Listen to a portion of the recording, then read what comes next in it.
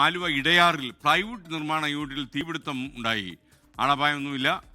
Fire force എത്തി തീയണയ്ക്കാൻ ശ്രമിക്കുകയാണ്. ഇപ്പോൾ അതിൻ്റെ ദൃശ്യമാണ് പ്രേക്ഷകർ ഇപ്പോൾ കാണുന്നത്.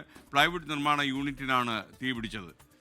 ഇന്ന് രാവിലെ 6:30 കൂടിയാണ് ഫയർഫോഴ്സിലേക്ക് ഈ ഒരു വിവരം എത്തുന്നത്. ഒരു തീപിടുത്തം ഉണ്ടായിരിക്കുന്നു എന്നുള്ളത്. ഇതിപ്പോൾ ഇടയാറിലെ ഇവിടുത്തെ ഒരു പ്ലൈവുഡ് നിർമ്മാണ യൂണിറ്റിനാണ് തീപിടുത്തം ഉണ്ടായിരിക്കുന്നത്. ലക്ഷ്മി ടിമ്പേഴ്സ് എന്നുള്ള കമ്പനിയുടെ പ്ലൈവുഡിൽ ആണ് ഈ ഒരു തീപിടുത്തം ഉണ്ടായിരിക്കുന്നത്.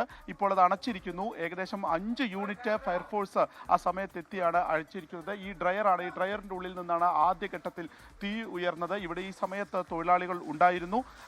പക്ഷേ മറ്റാർക്കും തന്നെ ആളപായമില്ല. അവരെല്ലാം തന്നെ പുറത്തേക്ക് പെട്ടെന്ന് തന്നെ ഓടി മാറുകയായിരുന്നു. അപ്പോൾ ലക്ഷങ്ങളുടെ നഷ്ടം നമുക്കൊരു പ്രാഥമികമായി തന്നെ ഇവിടെ നിന്ന് വിലയിരുത്താൻ കഴിയും.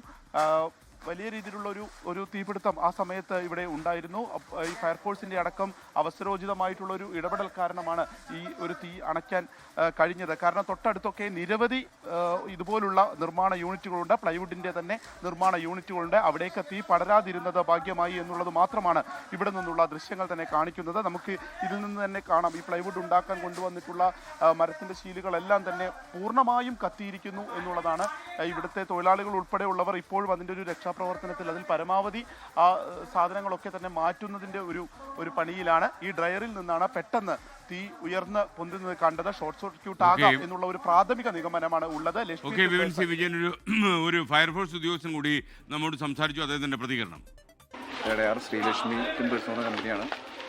ഏകദേശം ഒരു 6:30 ആയപ്പോഴാണ് തീപിടുത്തുണ്ടായെന്ന് പറഞ്ഞിരുന്നു. തീപിടുത്തിൻ്റെ കാരണം വ്യക്തമായിട്ട് എന്താണെന്ന് അറിയില്ല. അപ്പോൾ ആലുവ, ഏലൂര്, തൃക്കാക്കര, ഗാന്ധിനഗറിലുള്ള യൂണിറ്റുകൾ സംയുക്തമായിട്ട് വർക്ക് ചെയ്യണമായിരുന്നു. ഏകദേശം ഒത്തിരി ഫയർ കൺട്രോൾ ആയിട്ടുണ്ട്. ഇത് കുഴപ്പങ്ങളൊന്നുമില്ല ഇപ്പം.